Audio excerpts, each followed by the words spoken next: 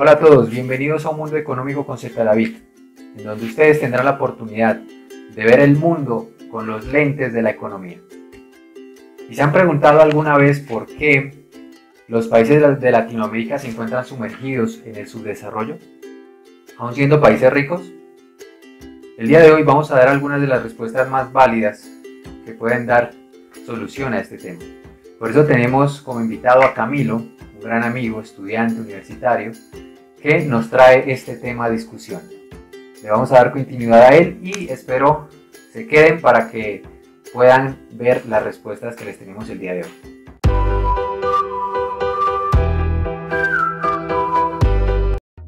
Hola a todos, mi nombre es Camilo y para las personas que no me conocen, actualmente soy estudiante de la carrera de Administración de Negocios Internacionales. Aparte de eso me dedico a otras actividades alternas como son la fotografía y la danza. Muchas veces con compañeros, desde un salón de clase con nuestros profesores, incluso hasta con personas interesadas en el tema, nos hemos puesto a conversar respecto al desarrollo económico que tiene Latinoamérica. Desde mi punto de vista, se traduce como la capacidad que tiene una región o un país el poder generar riqueza y que ésta se vea respectivamente reflejada en la calidad de vida de sus habitantes. Si bien sabemos, Latinoamérica es una región que posee una gran variedad de riqueza natural, la cual fácilmente podría garantizar tanto a las nuevas generaciones como a las futuras generaciones gozar de altos niveles de bienestar económico, social, cultural y ambiental. Pero a pesar de eso, Latinoamérica, a pesar de que tenga muchas riquezas naturales, se ve tristemente reflejada en un subdesarrollo. A pesar de que también se haya traído muchas alternativas desde el exterior, como estrategias económicas de los países desarrollados, nosotros aún no hemos podido salir de esa problemática. Veamos qué nos dice el profe David respecto a este tema desde su punto de vista como economista.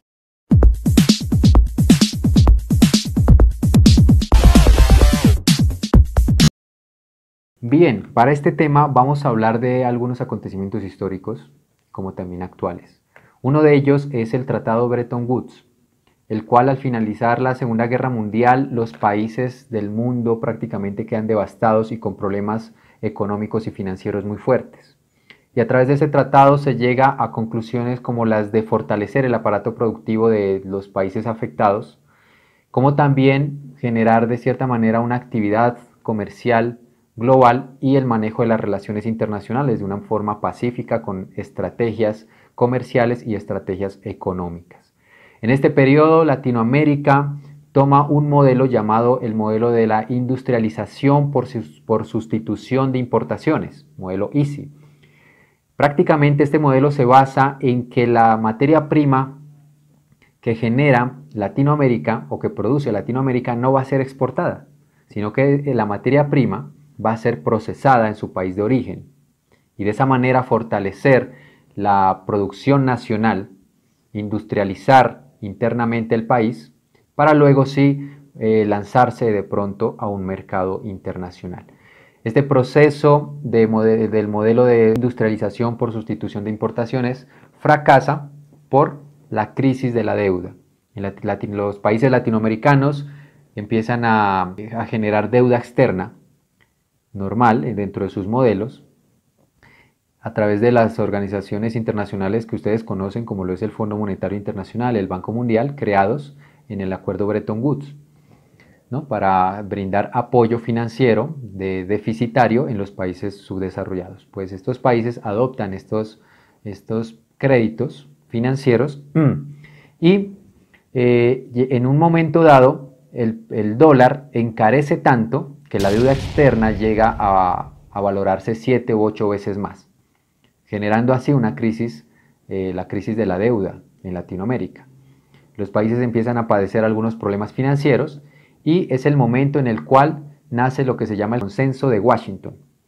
El Consenso de Washington para darle alivios y para brindar unos lineamientos nuevos para las economías en subdesarrollo para que logren la industrialización y logren el desarrollo económico. Ese es el panorama. Pero si nosotros contrastamos estos dos periodos, el antes del Consenso de Washington y después del Consenso de Washington, vamos a encontrar algunos datos interesantes. ¿Como cuáles? nosotros podemos evidenciar que en Latinoamérica el ingreso per cápita en los años 60 y 70 estaba alrededor del 3.1%. Entiéndase por ingreso per cápita el ingreso económico de cada país, la riqueza de cada país dividida por el número total de habitantes. A cada habitante le corresponde una parte de ese ingreso o de esa riqueza del país. Pues ese ingreso per cápita rondaba el 3.1%. Después del Consenso de Washington, a finales de los años 80, el ingreso per cápita en Latinoamérica empieza a disminuir y ni siquiera llega al 1%. Entonces vemos que esos lineamientos económicos liberales o del neoliberalismo generan un impacto ciertamente negativo a la economía latinoamericana. ¿Qué pasa con el Consenso de Washington? El Consenso de Washington se genera para brindar lineamientos y recetas económicas a los países subdesarrollados para que salgan de ahí. Entre ellas, el libre comercio. Entre esos lineamientos se encuentra la disminución de barreras comerciales, barreras arancelarias, todo tipo de barreras para interactuar con el mercado. Bajos estándares laborales, bajos estándares medioambientales, entre otros. Por ejemplo, se genera o se pretende menos intervención del Estado en los procesos comerciales o de libre mercado. Esos métodos generan en Latinoamérica un impacto no tan positivo. Ese es el panorama en la segunda etapa. ¿Qué pasa? Nosotros sabemos que para el objetivo de los estados, el objetivo de los países es brindar un bienestar social, generarle a los habitantes un buen vivir. Y para ello, muchos economistas en el mundo y economistas latinoamericanos también han coincidido en que se puede generar bienestar social con la industrialización de las economías. Generar bienes materiales puede traer un bienestar social mejor. Y eso se traduce en industrialización. Pero ¿por qué no se ha generado industrialización en Latinoamérica? Han pasado ya décadas y décadas y Latinoamérica no logra industrializar su economía. Pues las medidas adoptadas por los países ricos no están generando el impacto deseado.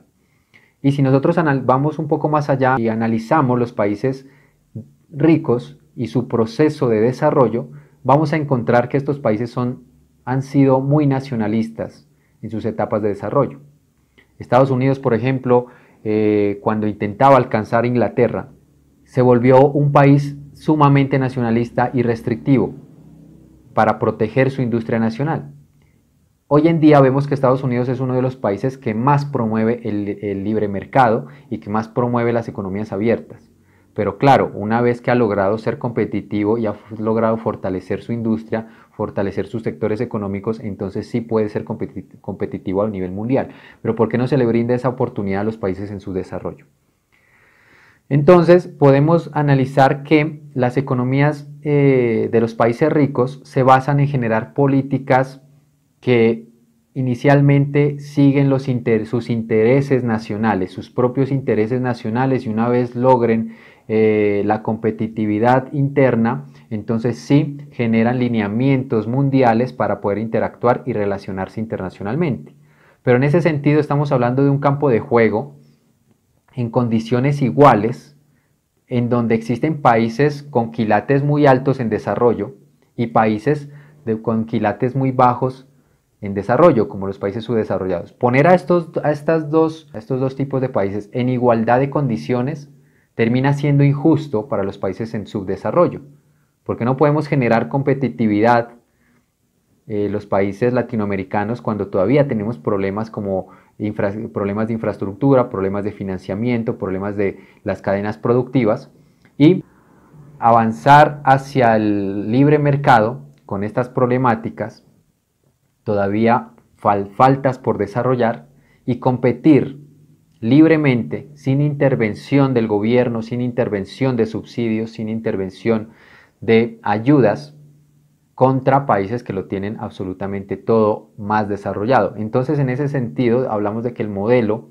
económico en el cual nos basamos y los lineamientos económicos no generan el impacto deseado, de cierta manera.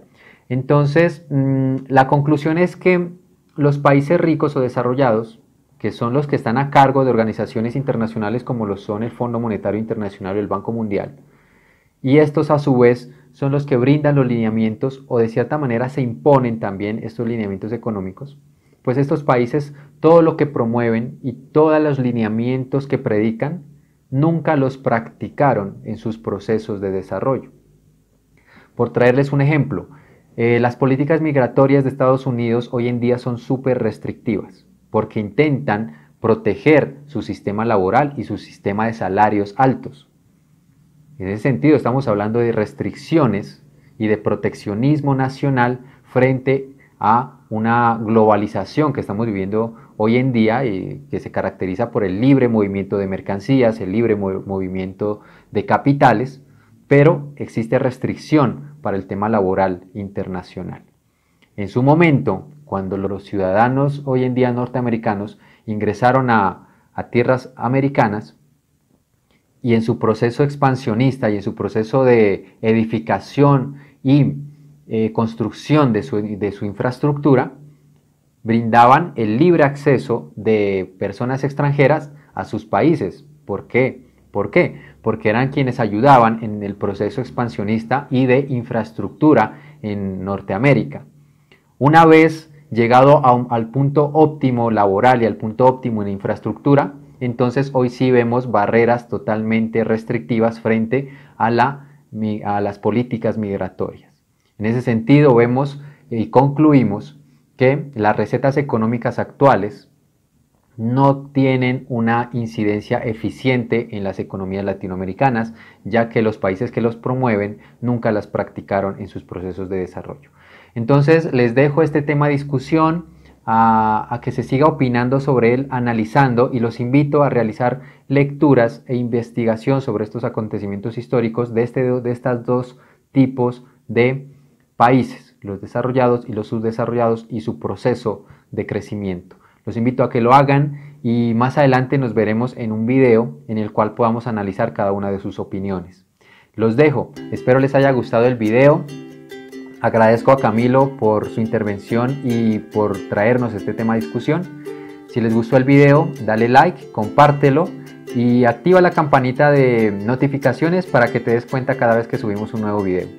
Les agradezco mucho y sus opiniones las pueden dejar en los comentarios de aquí abajo. Nos vemos en un próximo video.